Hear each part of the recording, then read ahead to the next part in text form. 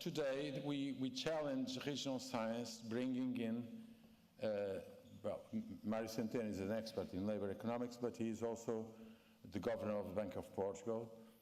And so what we want to establish, or to learn, to open, is the gate between regional science and monetary policy.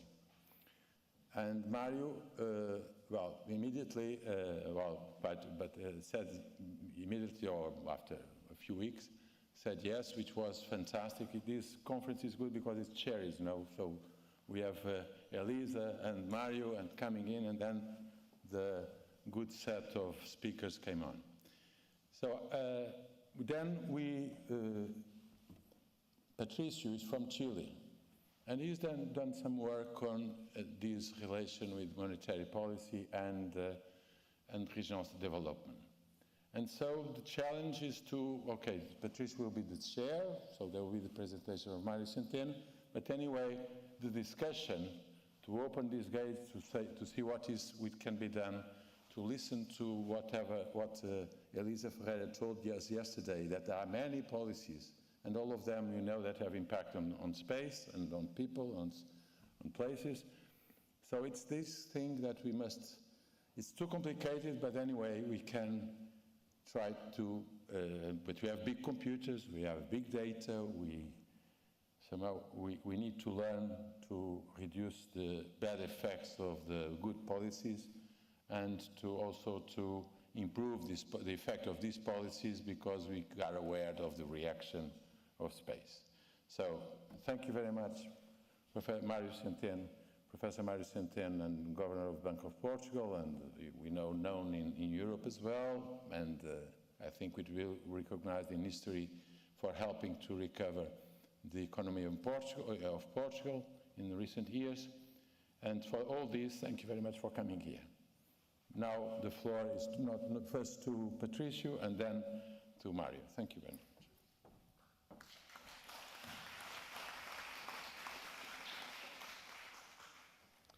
Good morning, everybody. Thank you for being here this morning. I have a great pleasure to present our keynote speaker, Mário Centeno, the governor of the Bank of Portugal, and is a prominent figure in the European economic policy.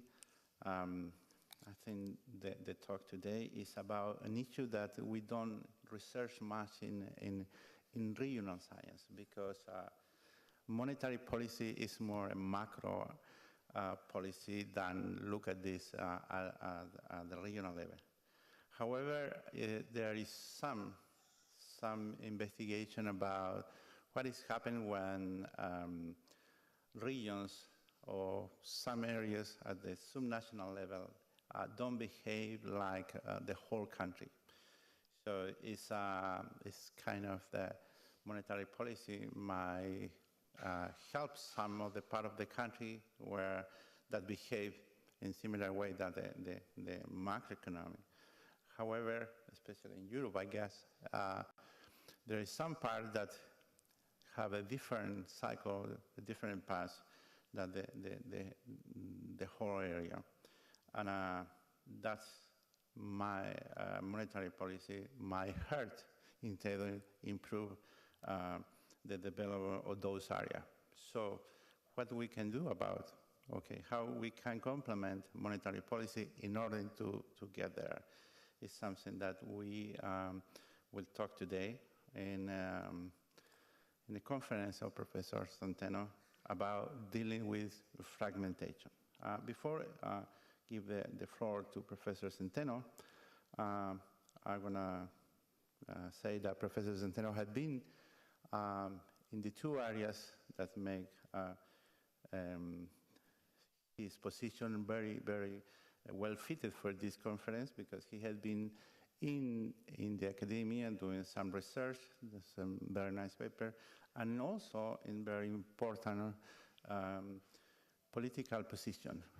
Political not from politics side, but from the policy side, which I think can give some interesting lecture. But before I went to, I imagine everybody does, going I went to the artificial intelligence and asked,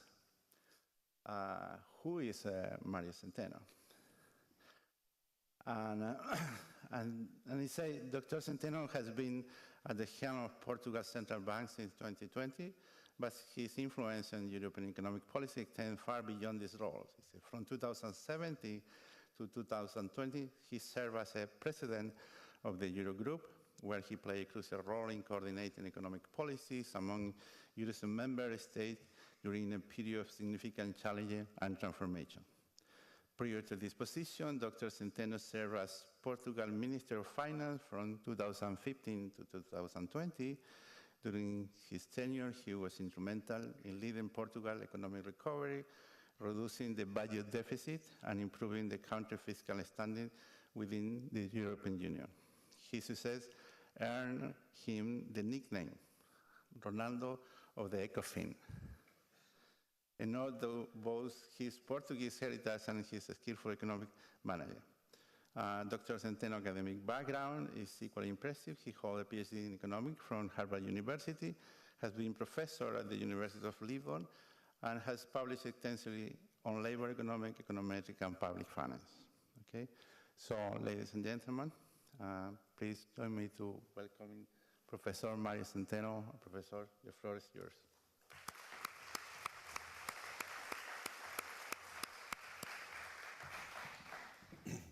So, good morning, you all. Welcome to Portugal. I may also say, if I'm authorized to do it, welcome to Azores. This is a beautiful land in a beautiful country. As you figured out just a couple of seconds ago, artificial intelligence is sometimes more generous than natural intelligence, defining and describing people like me. It is an honor to be here. Let me put in a very humble position, being in a regional congress, speaking about the more macro possible policy area of our economic policy spectrum, which is monetary policy. So I'll try to convince you of the importance of regional research to macro and monetary policies. The closest thing that I was able to get from my everyday job into regional was fragmentation. Fragmentation is a problem for monetary policy. I'll tell you a little bit about it in a minute. But indeed, we are every day faced with fragmentation, with differences in regional evolution, perspectives, behavior, when we design macro policies. As a matter of fact, we cannot do much about it with our instruments, so we work around the subject in terms of what is the core of monetary policy to make the euro area, which is the greatest invention of Europe in the last decades, and that is working to the benefit of the more than 350 million citizens of the euro area, to benefit their lives. So it's very important that regional cohesion, the capacity of a macro policy to have an equal effect, a similar effect across the regions, it is crucial for the euro area to work properly. We have a sort of a connection with the more regional perspective of life, which is, and Patricio touched upon it a bit, which is if we are or not an optimal currency area. And an optimal currency area, we all know the theory, hinges on the capacity of a macro policy to be transmitted equally across regions, across markets, across countries, which is the case of the euro area. We started off being a set of 12 democracies. Today we are 20, and this number is expected to expand. But we can think of ourselves as regions.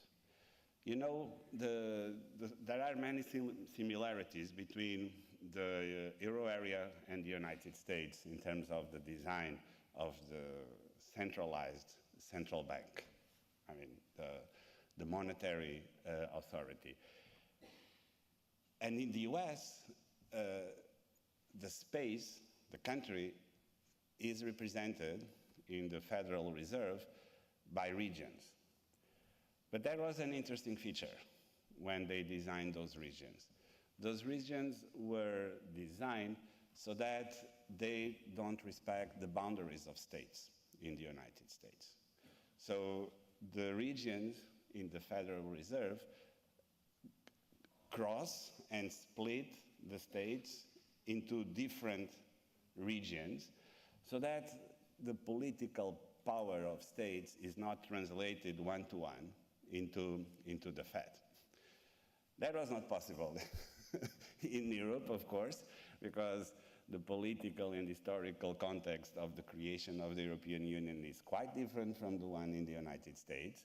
But still, we have a very peculiar thing for those that represent Europe in the governing council of the ECB, and I am the design representative of Portugal in that board, which is we cannot make arguments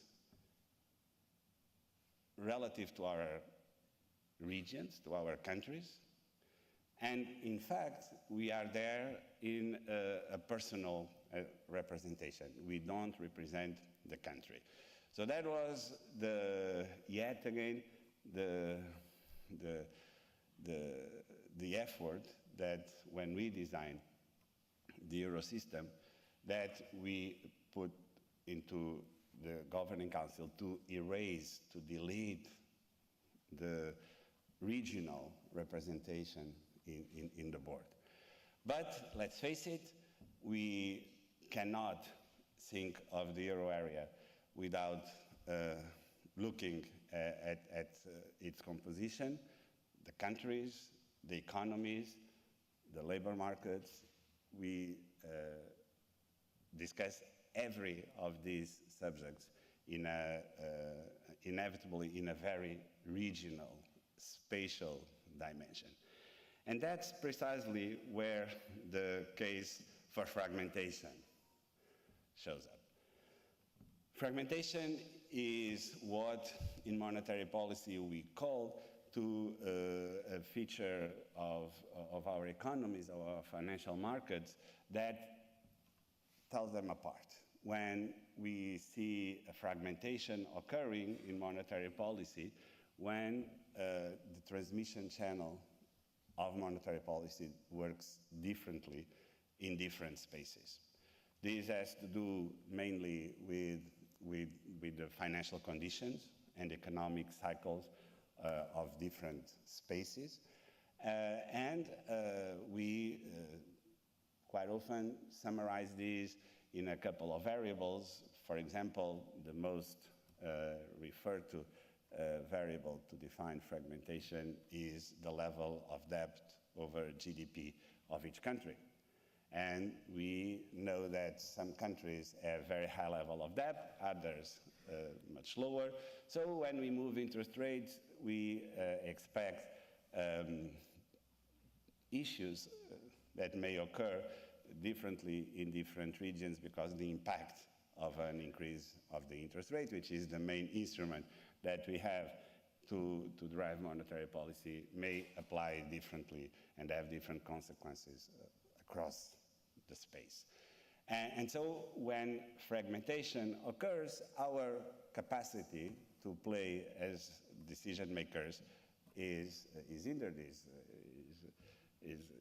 is not as effective as we would like, because that may generate problems with financial stability.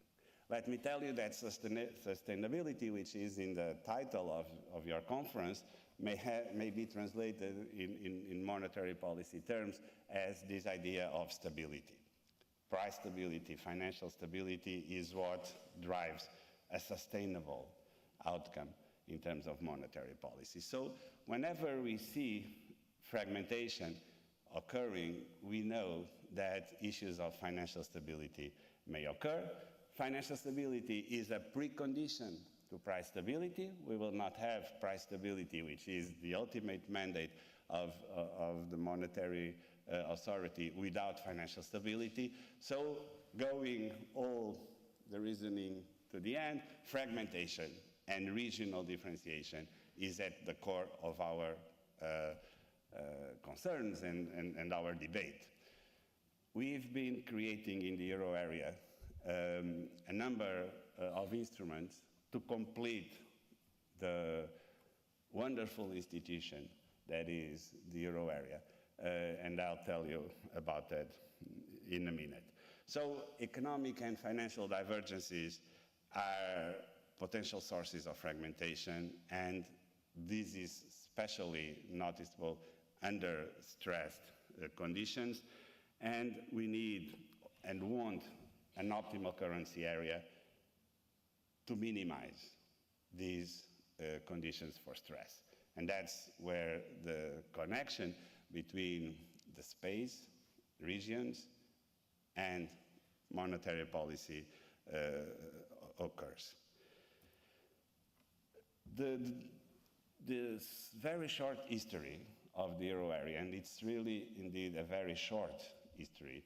I used to compare the euro area to the dollar as a toddler. I mean, the dollar has more than 200 years of history, and the euro area is 25 years old. It's a toddler in terms of the long life that currencies and monetary unions have. And it is an institution, and institutions are man-made. And everything that is man-made is imperfect. We should not be worried about it. I used to say that there are only two things that are perfect and man-made.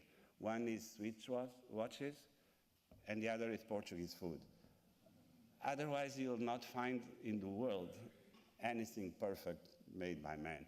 So you can enjoy one of them while you stay here in Terceira. And that's exactly how you should look to the euro. It is imperfect. It had a very quiet early days.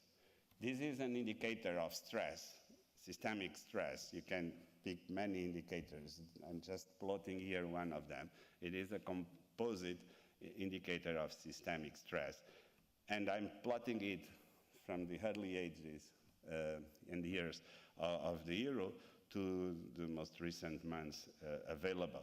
And you see, it was quite pleasant and quiet the first years of the euro. The euro area economy was not growing because of Germany. Germany was stuck in terms of growth, so there was essentially no business cycle for the euro. And then suddenly, something that in the islands you sometimes get used to, which is almost an earthquake happened, and that was the Great Financial Crisis.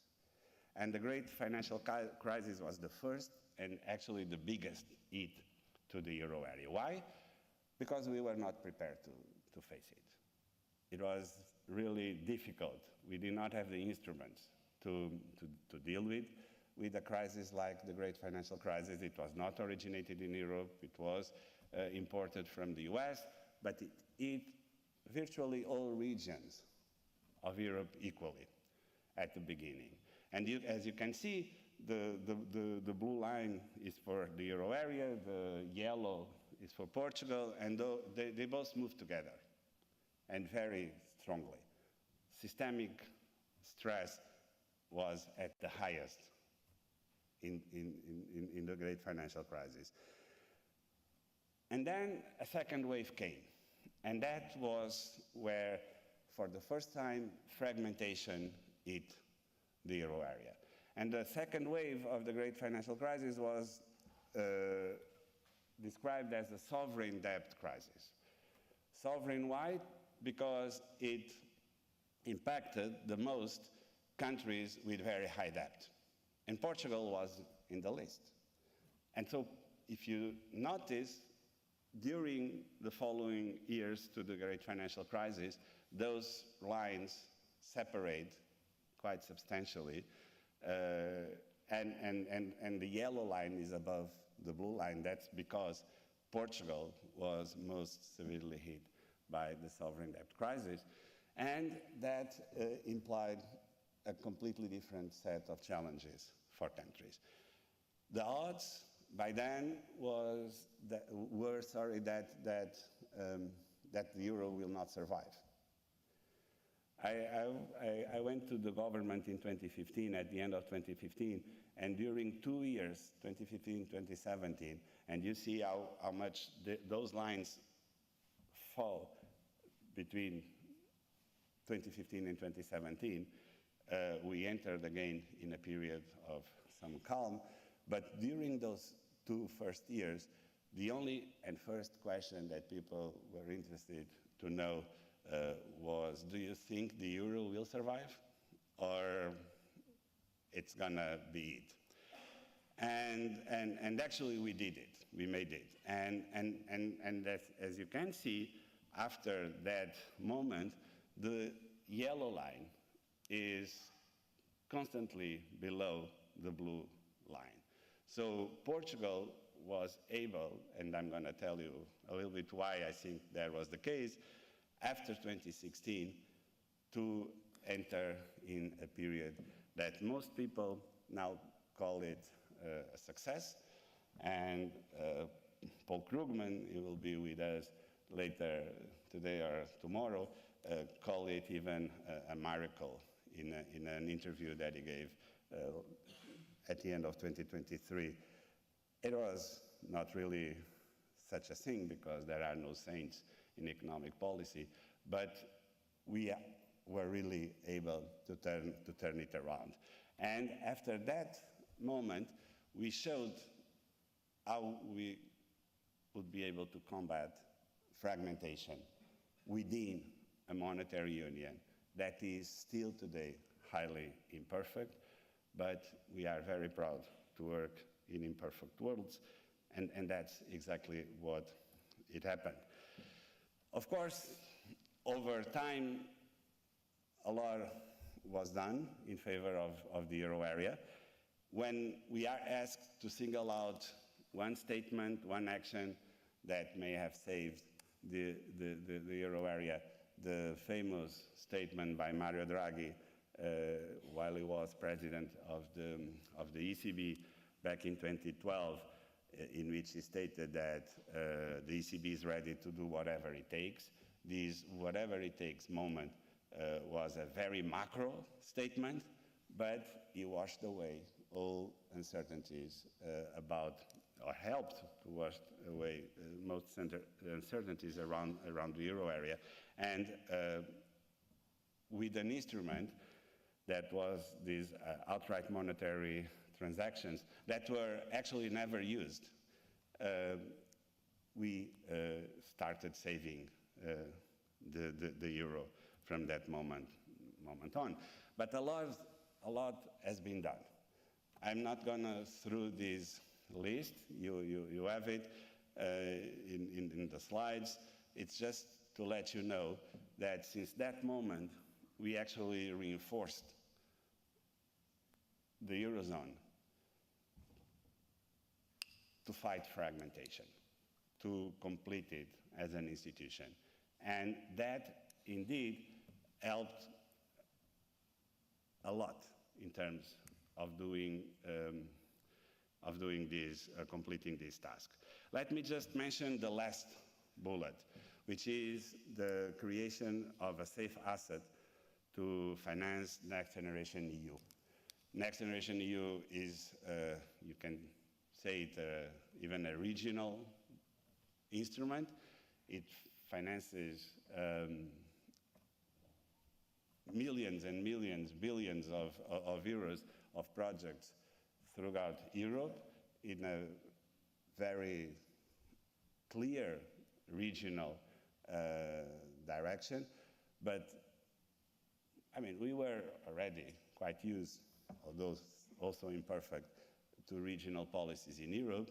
The great novelty of Next Generation EU was that it was financed by a AAA issuance of debt by the European Commission. The European Commission was the largest issuant of AAA debt in Europe in 2021, 2022, and 2023. This is a huge amount of debt that represented the creation of the safe asset, an asset that is denominated in euros. It is a supranational asset, and it was the first time that Europe presented itself in the markets to do this. You'll tell me that my main goal as a monetary policy decision maker is to erase regions, so that what I like is an harmonized and completely uniform landscape. That is probably true, but that's the way we can help from the monetary and financial side for regions to develop themselves equally, which is, at the end of the day, a goal for every one of us. So now let me do a as short as I can, digression on Portugal, and to let you know a little bit why the blue and yellow lines in my first slide were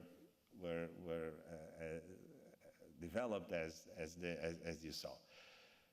We get into the sovereign debt crisis with a very high level of debt, with public finances with huge deficits, and with the financial sector still to be fixed.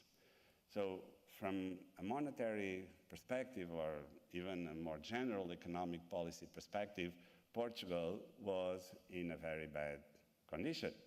That took us to sign an assistance program. And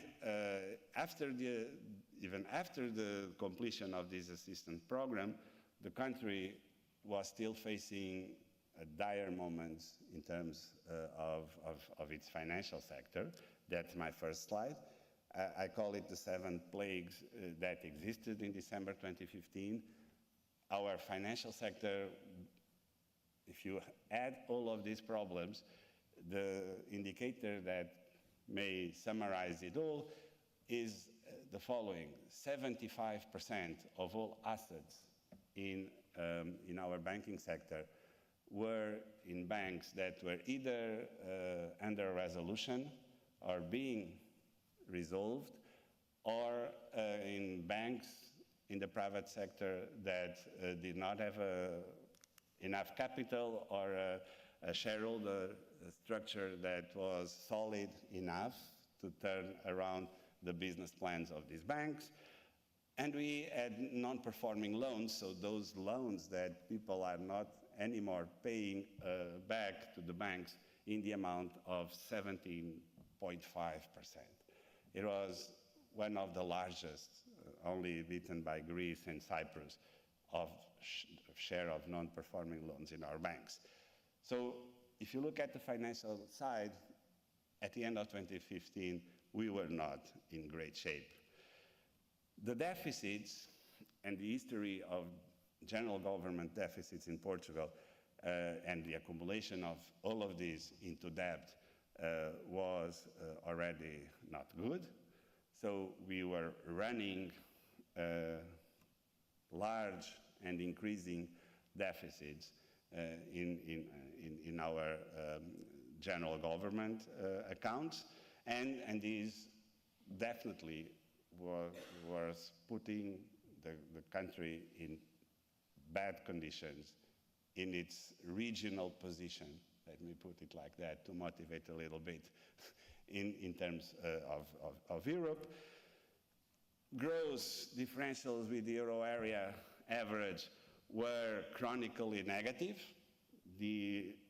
Up until 2016, the only year in which we converged was 2009, so the great financial crisis helped a little bit in converging. So Portugal could be described as a country that was not growing much, but it was also not falling significantly during recessions. That was not a great thing for us. During the euro area period, this was the situation, but things started changing dramatically since 2015, especially in the following years. And after the COVID crisis, the country was able to continue this convergence. More importantly, probably the composition of growth changed significantly. We started growing with the support of exports and investment, not of private consumption. So we can think of a more virtuous composition of growth after that period as well, and especially in terms of exports, the contribution of exports to growth in Portugal is the main contribution that we have when we look at the expenditure side of GDP, and that's the most sustainable feature of the Portuguese experience in recent days. There was, nevertheless, all this is mainly financial and economics, but let me go to the root of what I think is happening in Portugal of greatest significance. And I mean, employment is a very aggregate concept, but you see in this picture that in the last 8 years, we created more than 1 million jobs in Portugal. We went from a 4 million people labor market to close to 5 million one. And the big reason is this one. So this is the last slide on Portugal. I'm about to finish. And that's education. We entered the 21st century with the lowest level of education of any European country. Only slightly above 40% of our young people entering the labor market had completed at least a secondary degree of schooling, 40%. The average for the euro area by then was already at 80+%. And our competitors in Europe, which mainly come from Eastern European countries, were at the top of this ranking because their educational systems were much more mature than ours. That changed completely in the last 15 years. And now, today, every year, 85% of those entering the labor market have at least a secondary degree. And half of those have even a college degree. Portugal moved in a matter of years from the bottom of the distribution in Europe to the top. And that is the most important reform that we did on behalf of ourselves. This takes at least 45 years to complete. We are not even halfway through this reform. I like to call it a silent revolution because sometimes it has even a sense of pain because we talk, I believe, too much on brain drain issues. It is true that a fraction of these graduates find jobs elsewhere, not in Portugal. But that's the definition of an internal market and a monetary and economic union as the one that we like to live in. And so everything that we see coming from the education side is positive as we speak. And as a labor economist, I can tell you one thing. There's no country ever that experienced this significant shift in supply of skills failed to bring in labor demand to hire these people. And if Portugal is to fail, we will be the first. So I really don't think it's going to happen, but the risks exist. And there are only two lessons that we can learn from past experiences into ours. One is that we have to preserve and insist and take this through these 40 plus years that it takes us to renew completely our labor market, and that we cannot create impediments to labor demand. If we go and create impediments to labor demand, we will be penalizing our regional insertion in Europe in a very and highly competitive market vis-à-vis the possibilities to work in high-skilled jobs of our graduates. Final slide, a little bit of ambitious, but take it also with some degree of humility, theory. What, from my experience in Europe, how can I describe the history of the regional and economic and monetary integration of Europe? We started off in the 50s, last century, with a very low level of moral hazard, or if you want to think of it as distrust. There were only a few number of countries, highly motivated. Distrust was not part of the game. As we grow as a monetary and economic union, as the integration takes place, distrust started to increase. So that's the increasing part of this inverted U-shaped relationship. And it was at the highest level during the sovereign debt crisis. We were not really being able to trust each other in Europe. Risk reduction was the most used word and expression by then in Europe. Every discussion would start by this statement, let's reduce risk.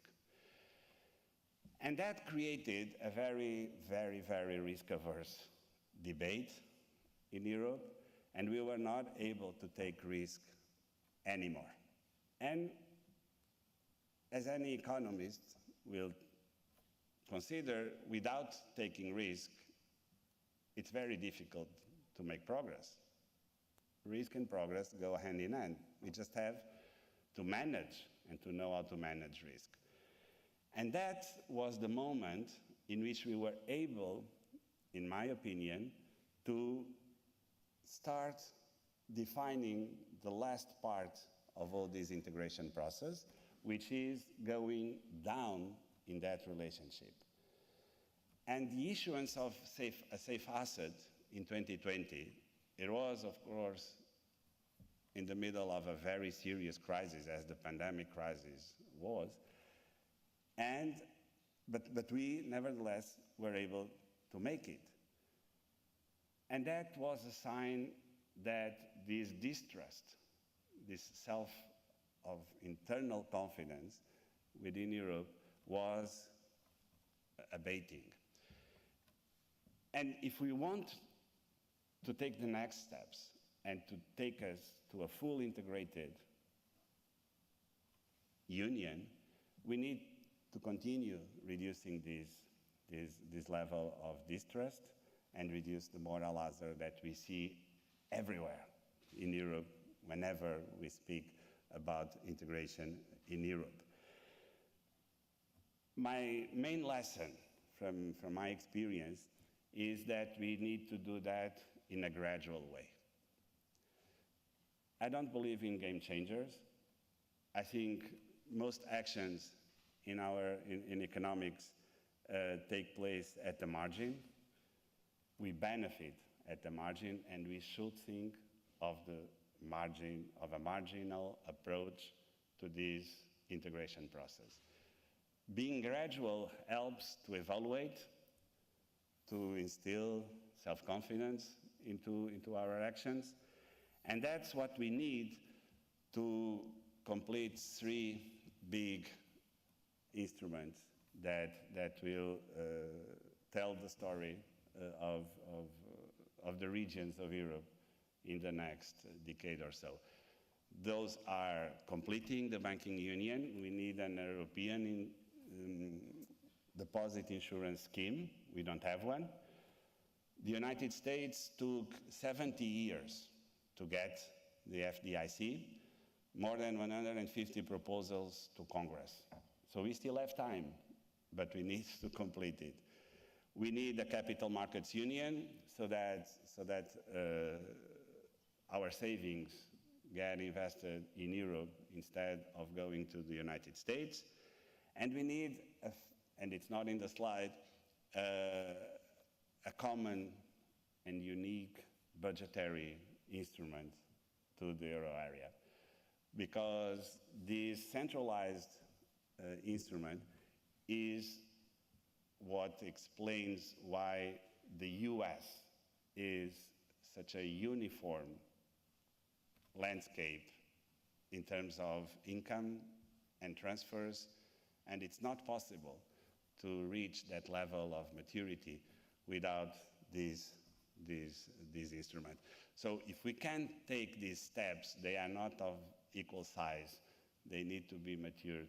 I think we will continue to go down that relationship between moral hazard and integration and get into full integration in which regions can be dealt with more easily, also for your research in Europe. Thank you so much.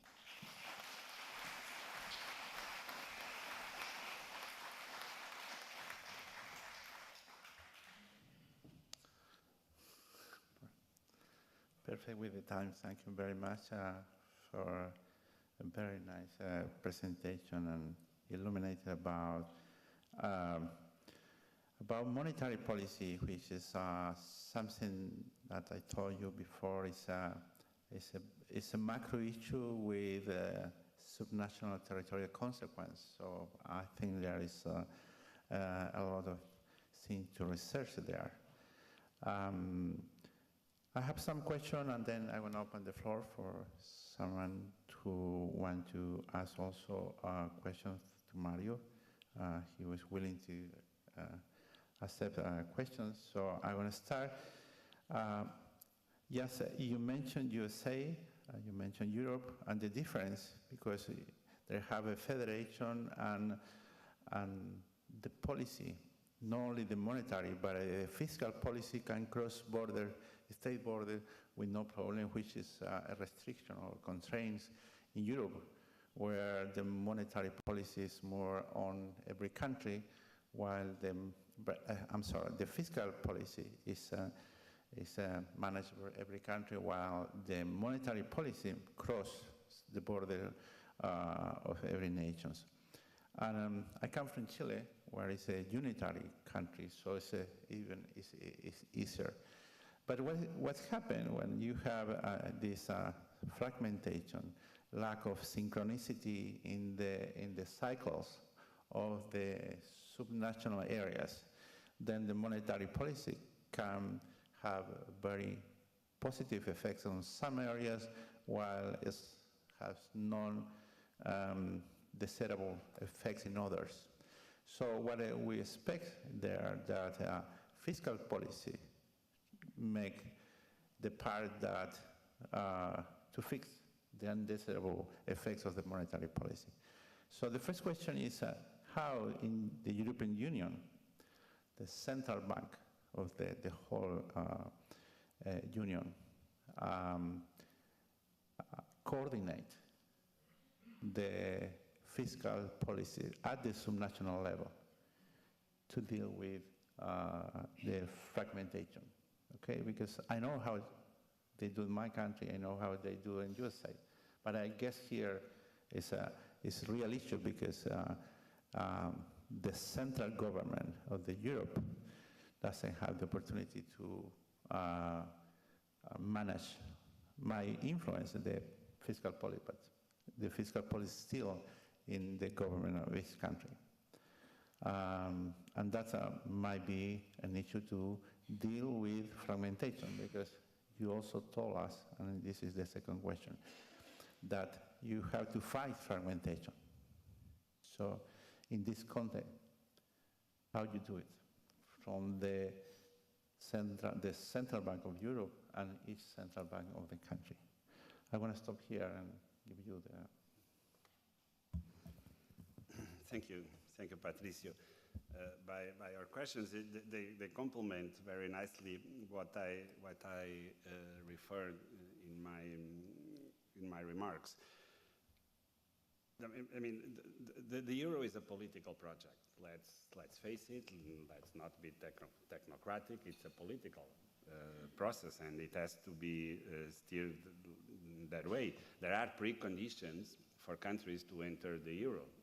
They are both nominal criteria, the coordination of business cycles that you mentioned, but they are also regulatory, and in terms of legislation, it's quite demanding for a country to enter the euro. You have very speedy experiences.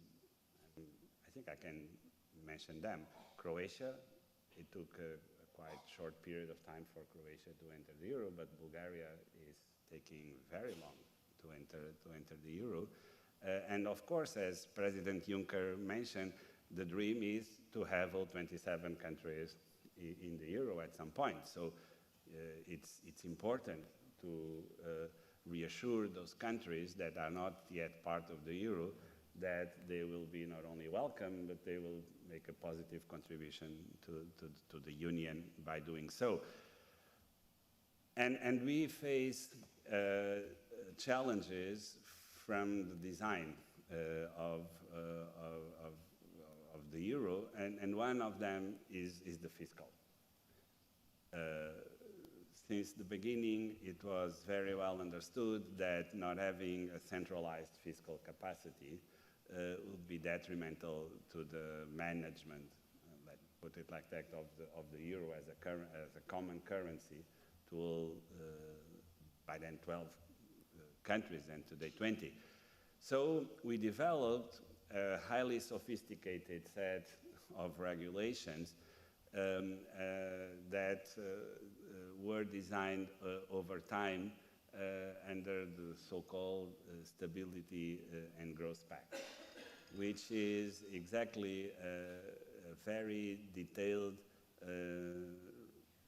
set of rules that are supposed, and they have been doing so, I think even effectively, on trying to coordinate the fiscal dimension, the national fiscal dimensions, because the fiscal still lies within the mandate of national authorities. But what we tried to do with this Stability and Growth Pact and the developments that it had over time was, again, a mistake, which was quite a human mistake, but we tried very hard in Europe to write what in economic theory we call complete contract. So we have regulations that try to establish what to do in every state of the world, any contingency. That's why the initial version of the Stability and Growth Pact had 90 pages. And today, all the rules cannot be described in less than 600 pages.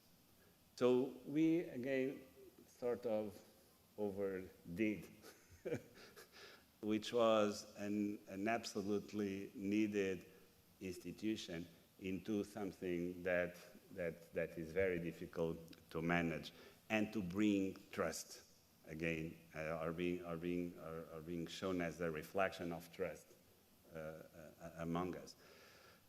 And that doesn't work at some point.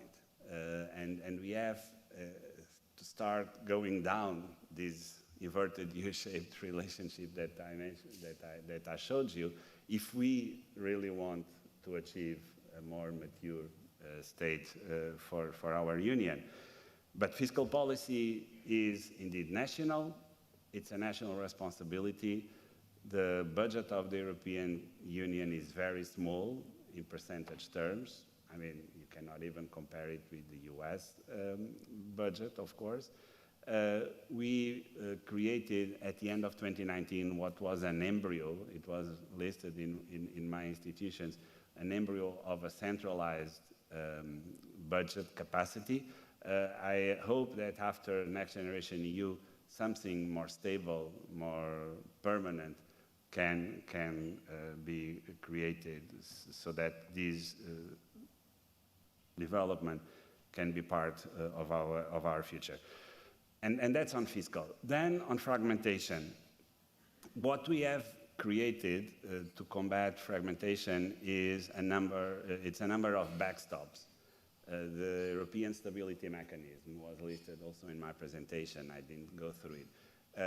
In July 2022, the ECB created what we call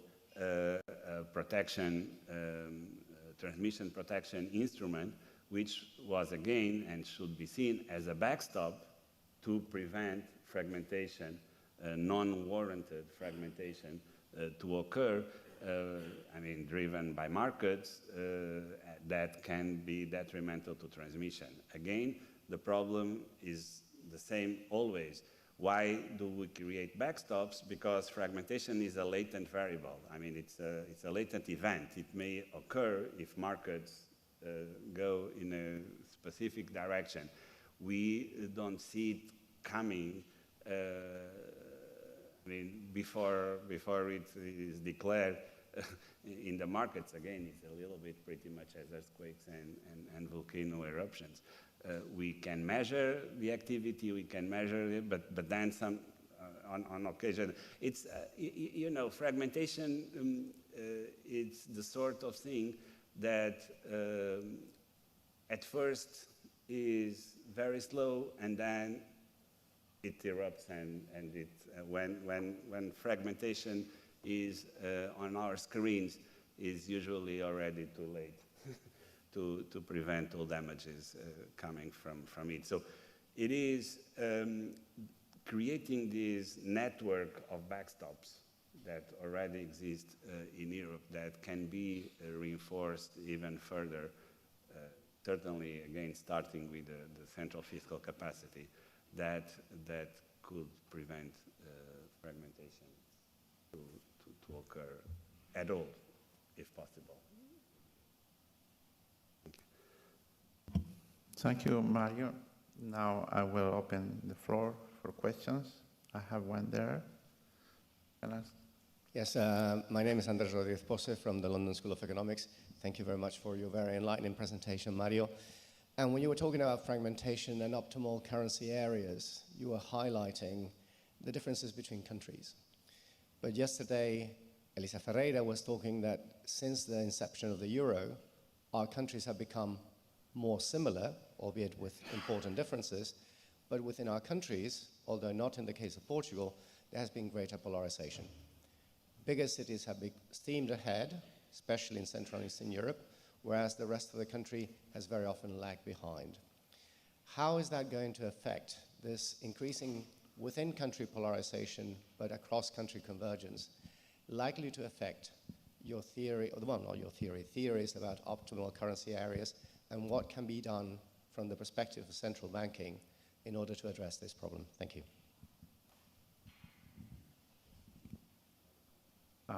Let's collect 2 or 3, and then Second one was here, please. We're going to collect 2 or 3 questions and then pass. Yes, Fabio Mazzola, University of Palermo, Italy. Actually, it's related, but on the other side, it's related to the previous question. You're talking about the objective of central banker is erase region in a sense, but still decision of monetary policy has differential effects on regions. Transmission channels are different, create different impacts in regions, both because there are industrial differences, banking differences, housing markets have difference. So how this will affect your general goal of reaching, the bottom of the inverted U shape, that can create a problem in reaching this, trust possibility that you are thinking is necessary for Europe, and which of these channels you try kind of monitoring in your activity, for instance, for Portugal? One more question for this round, and then we're going to go for the second, okay? There. I already have the mic. Okay. Thank you. I think this is a very important topic, if not perhaps the most important topic in these days. At the core of regional policy, there is this issue of policy differentiation, right? We don't apply the same policies in different types of regions, right? But some policies need to be uniform, like monetary policy. So in order to reap these benefits from uniform policies, you need to have some policies that are different, right? Typically, you said the optimal currency area is that kind of effect. So you have a symmetric budgetary transfer to compensate for the fact that you have, for example, the same currency area. So my question is, given this, and given that the fact that, for example, price mechanisms are much less important at the regional level, for example, we have things like minimum wages, which are uniform across countries. Of course, you don't have exchange rates within countries. So given this, why there is this resistance of macroeconomists to accept this kind of place-based structural policy, which is actually regional policy? And why, when there is, for example, issues about productivity or competitiveness, etc., people always tend to revert to the kind of a sectoral approach instead of using this place-based sort of a structural policy approach? This is something that, in some sense, puzzles me, because I see that, this kind of tendency to revert again to the kind of sectoral approach, it's a kind of a tendency, right? Where I think there is a lot of evidence that this sectoral approach doesn't work very well to deal with the kind of fragmentation you just described. I don't know if I'm going to let time for the second, because this is going to become harder and harder. So I'll spend 30 minutes talking now. No, I'm kidding. Well, Europe has its own problems. I'm trying to give an overview that cover the 3 questions, and then I'll go into some more detail, greater detail into each of your very interesting questions. But the history of Europe is very long. I mean, I tried to portray the Euro institution itself as a very young one, but we Europeans are here already for many, many centuries. And we developed very powerful and important instruments and capacities that you don't find anywhere else in the world. Let me mention one: social capital. There's no other region in the world that has the level of social capital that the Europeans enjoy. What is social capital? Is our capacity to work in a verticalized, in a non-verticalized way, and bring everyone together to the table to take decisions. And the experience that Europe has on taking this approach to the decision-making process is, in my view, more powerful than what we can find elsewhere in the world, and we need to take that into our favor. Also, bringing the fiscal dimension, the social dimension, the labor market dimension to help monetary policy, for example, fighting inflation. The central bank on its own will find it much more difficult to fight inflation if we are not helped by these other dimensions of our, let me put it this way, social experience in life. So we need to bring everyone into these debates. And in Europe, we are very good at doing that, traditionally, historically. We are more harmonized in terms of, that's why the UK left the European Union. They didn't want to be as harmonized as we other Europeans probably would admit into our lives. We are more harmonized in many regulatory and legislative dimensions than the United States. But nevertheless, as I mentioned, the United States is a more than 200 years old union. And they spent long periods of time to create institutions that we Europeans still don't have. But we have other dimensions of our everyday life that are more harmonized than the US, and they are not that less important. There's one big difference that still remains, that connects pretty much with the labor market. It has a lot to do with the first question, and this has to do with the differences in income distribution within and between or across states or countries in Europe. The US, because of its more mature experience as a monetary and economic union, shows, even if they have a more unequal society, when we measure it in terms of wage inequality, across, between regions and states in the US, they are more equal than Europe is across and between countries. What I mean is that if you look at each country in Europe individually, income inequality is smaller than in the US, but the between countries inequality in Europe is still very high. If you take a fraction of, say, the 25th percentile of income in the euro area, you will find a disproportionate number of Portuguese, Spanish, Italians, in that Greeks, in that 25th percentile distribution. If you go to the opposite side, to the other extreme of the distribution, of course, you will find a disproportionate number of Dutch, German, Finnish, French people.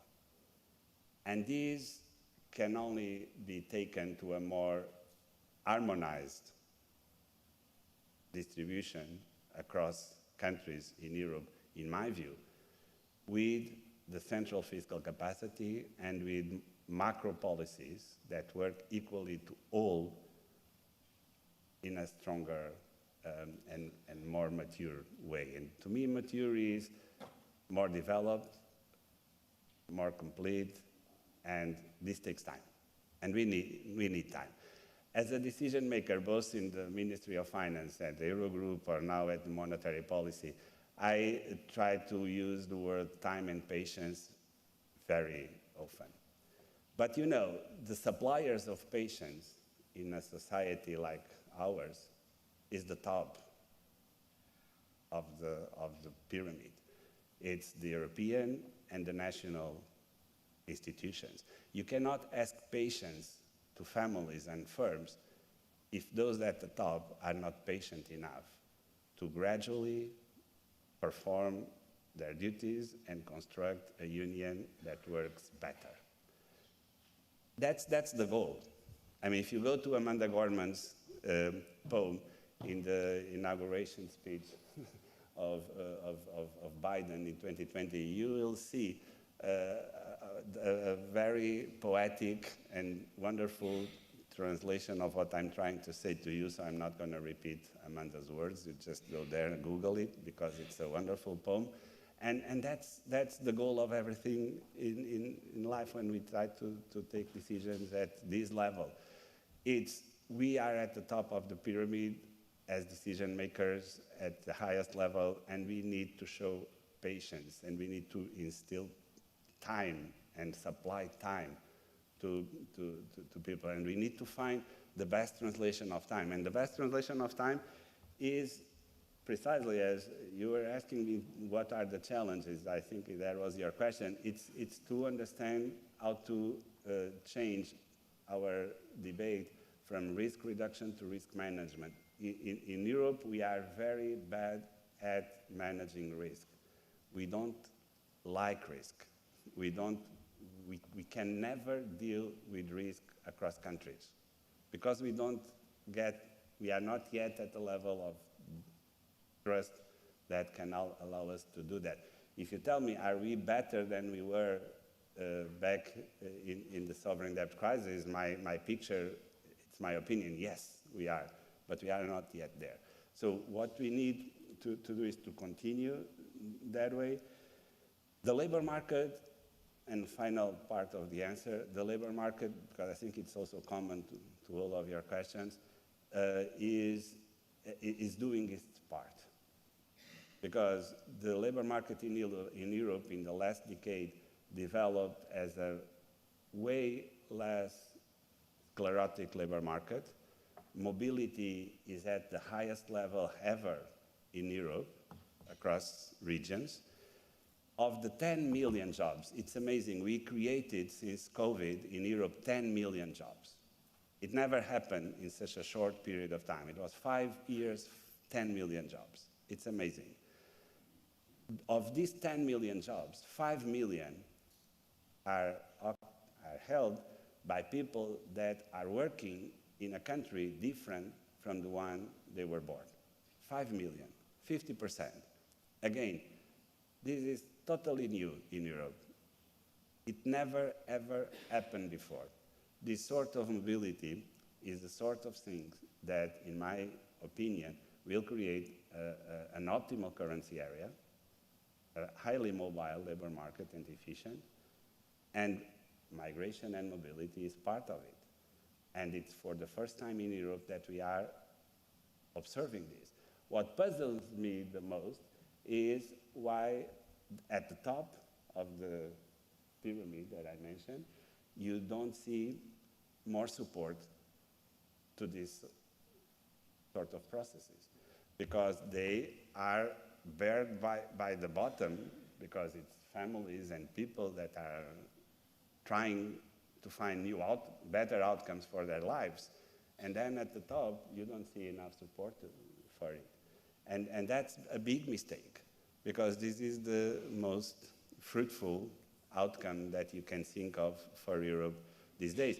That's why in Europe, we were able for the first time to face this monetary policy cycle, which was dramatic. 450 basis points increase in the interest rate is dramatic. I mean, families are feeling it for sure.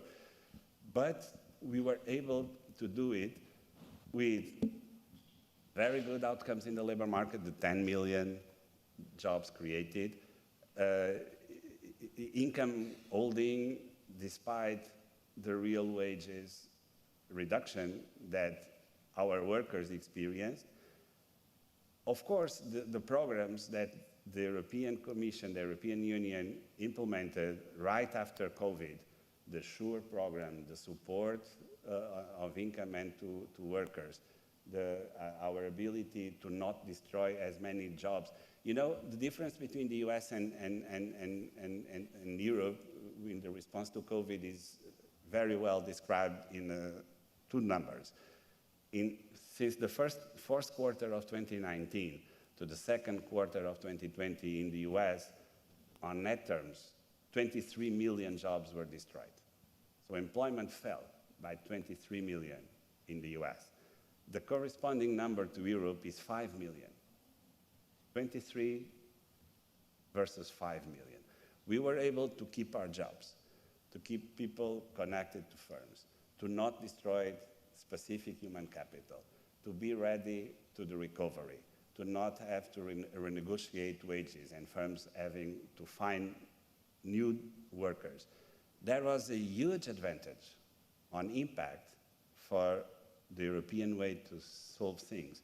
This time, we got it better than the US, but we are not really taking the full benefit of that in terms of how we project this into our lives. Thank you. Thank you, Mario. We still have 8 minutes. So, so we want to take a second and last round.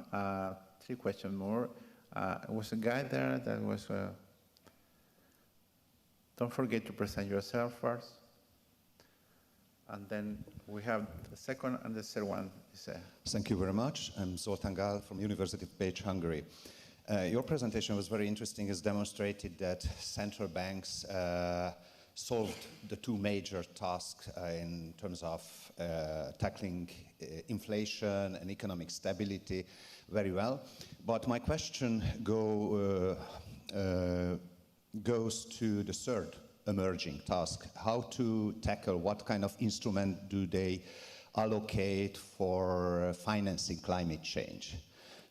Also by research-wise, because this climate change seems to be even more regionally diverse effect, and also partially related to the Green Deals, this digital transition as well.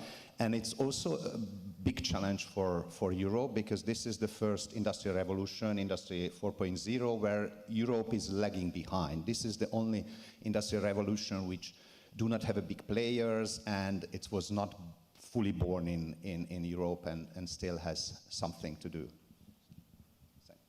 Second question there. Thank you. Good morning. I'm Philip Batista from the Joint Research Center of the European Commission, but I will be asking a question on pure personal capacity, because they will be a little bit more provocative. Sorry about that. First of all, it's very unconventional to see a governor of a central bank in such a conference, but I think this is quite timely, because indeed monetary policy has huge effects everywhere. Employment rises or drops. Markets move whenever central banks change policy. So this is very, very important, and welcome to see you here today. But now to the questions. Elisa Ferreira yesterday mentioned about EU discontent across citizens, across countries, regions, and how this is undermining potentially the European project. One of the reasons for this discontent was not mentioned yesterday, but was inflation. Now the provocative question. What is the share, in your view, of responsibility for the quantitative easing, or to use a more popular expression, for printing money in the inflation we are experiencing today? Also, another reason for discontent is inequalities. So I'm also asking, a bit more technical, the newly issued money goes to people that have access to the financial markets. And this is also potentially increasing inequalities, therefore increasing discontent and undermining the European project. And finally, extremely even more provocative, potentially heretical, whether monetary innovations such as Bitcoin are putting in check central banks today. Thank you, and sorry. Thank you. The last one, Tomas. Thank you. Thank you for the conference. Thank you for everything. Well, my question is about the idea I have from the crisis of 2008, that somehow there was this American way of life that created that urban sprawl. Suddenly the banking system was based in this property.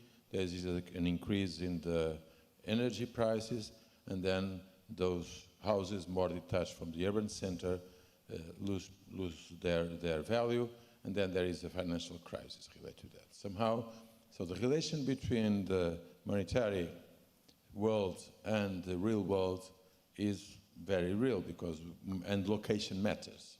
There are a lot of places that are empty. There are 92% of the new towns in China that are empty. I wonder whether you talk about stability in inflation, but we need also to look at stability in the housing prices and in these urbanism mistakes that are all over due to urbanization. And I wonder if there is this connection, and this connection is very local. So eventually Europe is cities that are more well-defined because they are older, but China and the United States and so on, their own cities they have urban sprawl, and so that has certainly an effect on the financial part of on capital, mainly private capital or domestic capital for the persons, family capital, and I wonder if there is this connection between the urban planning, urban sprawl, energy related with energy, and then, of course, the stability in monetary terms. Thank you very much. Thank you, Thomas. Mario, this will be the last question, so we'll ask you to take 25 to 8 minutes. And in addition to what they are asking, I would like to ask you that Lisa Ferreira told us yesterday that we should go out and see labor market firms and closer in order to look at better what is happening, refining our research. You have been in a privileged position to go out because when we think about monetary policy, it's hard to go and sit in the central bank as you are. So I would like to ask you to from there to say what will be the issues that we should focus more the research that we are doing. Thank you. Thank you, Patricio. Thank you for the questions.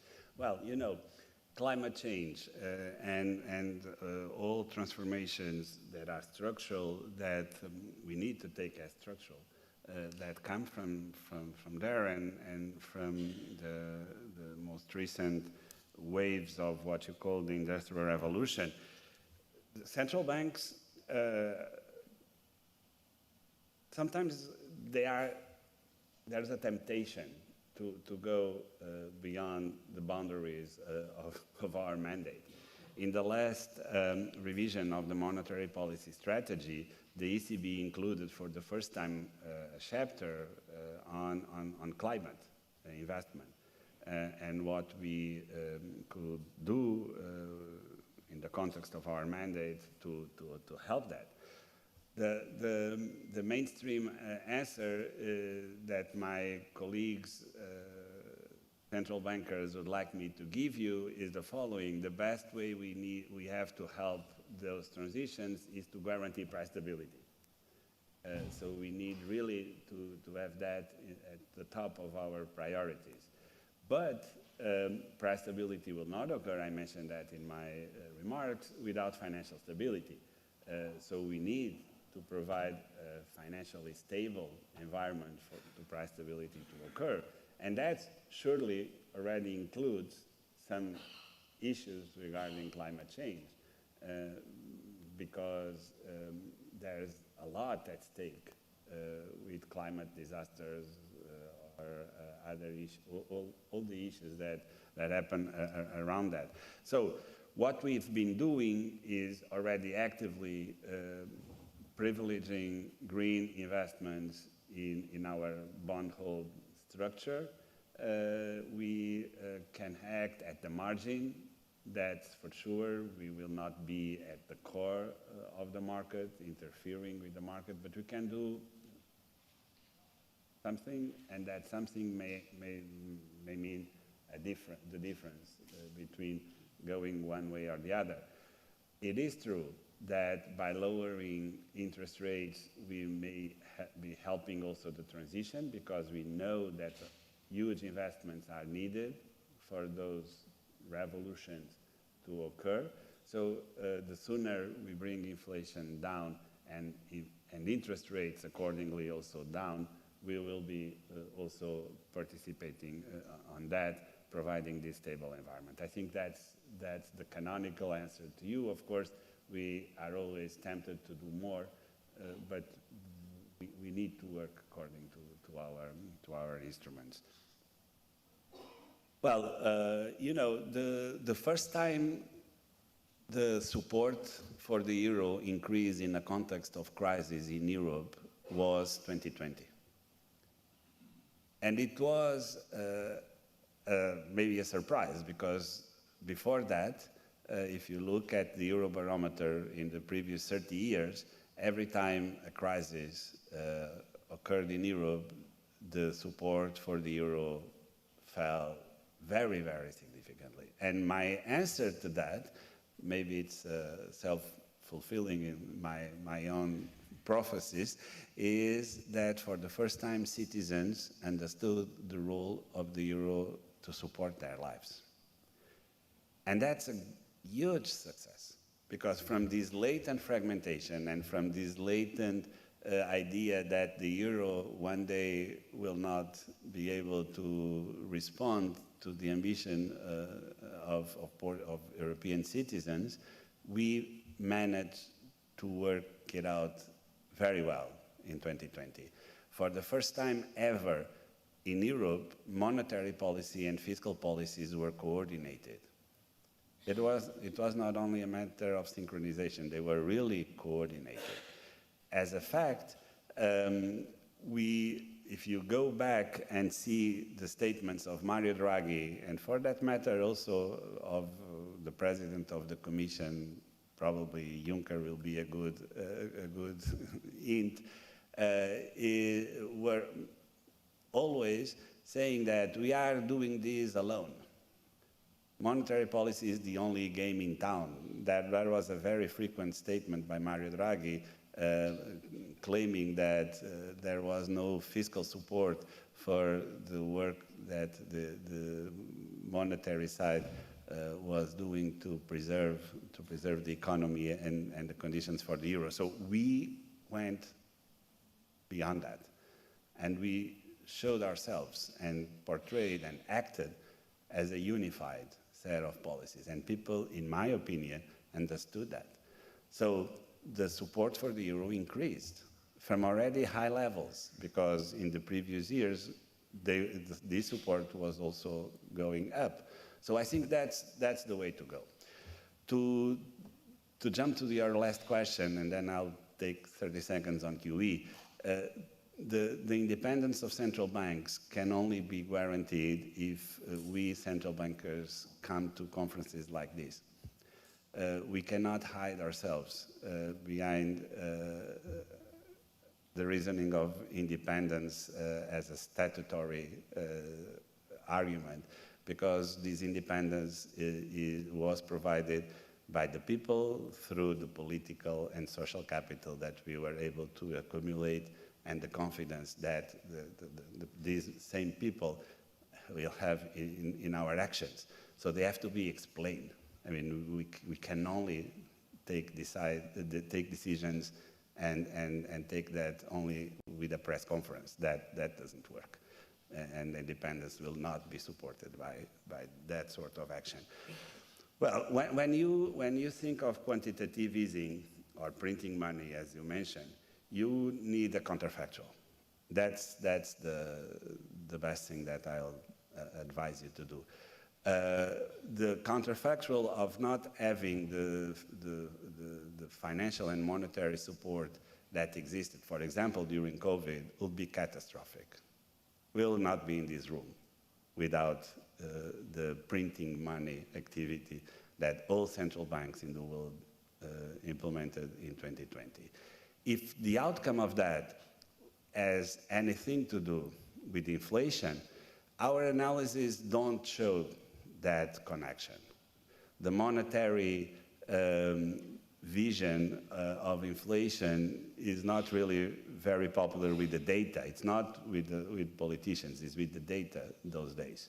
You don't see that connection. But the second part of your argument is, in my opinion, much more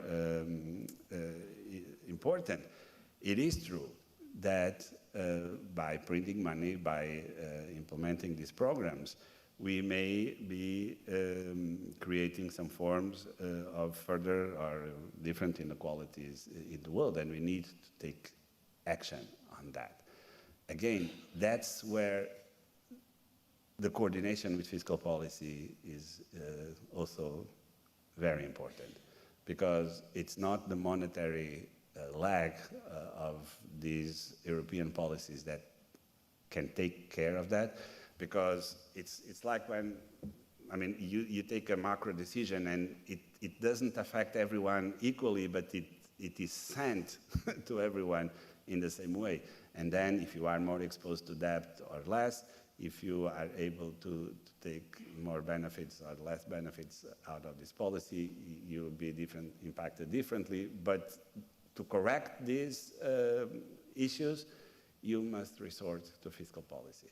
Because fiscal policy, it's a micro-design policy, micro-managed, and you need the help of that. So by no means monetary and fiscal authorities in a monetary and economic union cannot talk with themselves. I am a very vocal person as a central banker to ask us to grow a little bit more and talk to each other more often and explain the coherence of European policies in a way that, believe me, many of my colleagues don't like to do.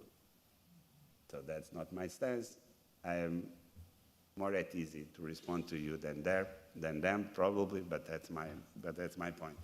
Finally, I mean, probably only 30 seconds, but then we can talk later.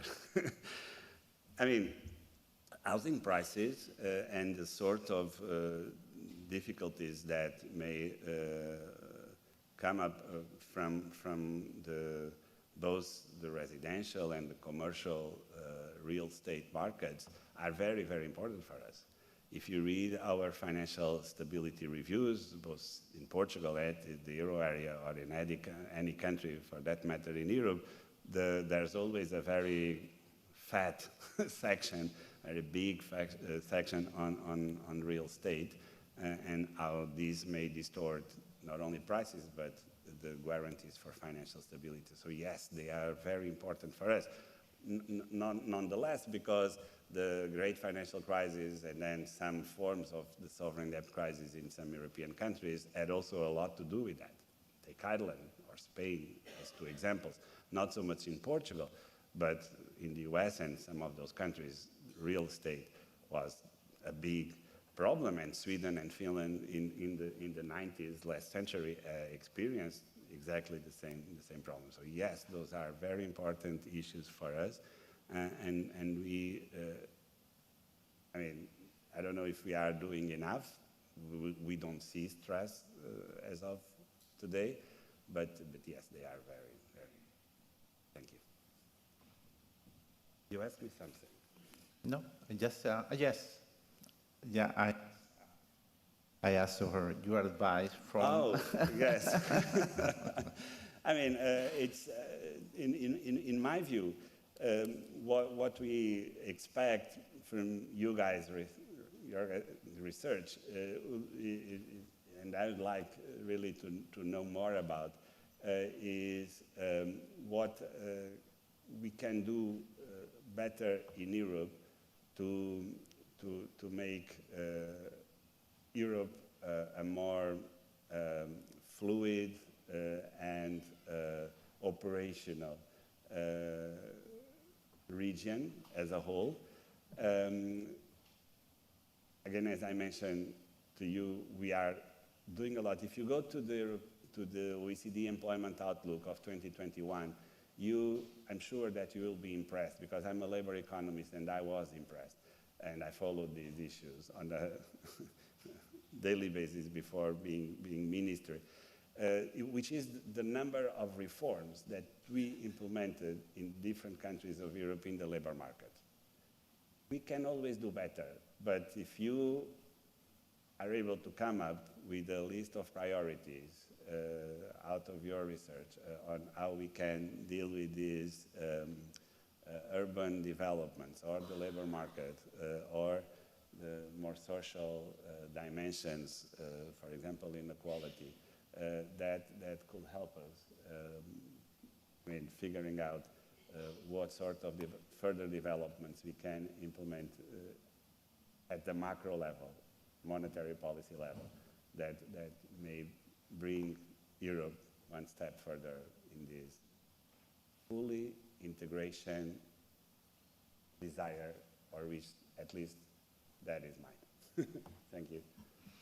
Thank you very much for illuminating.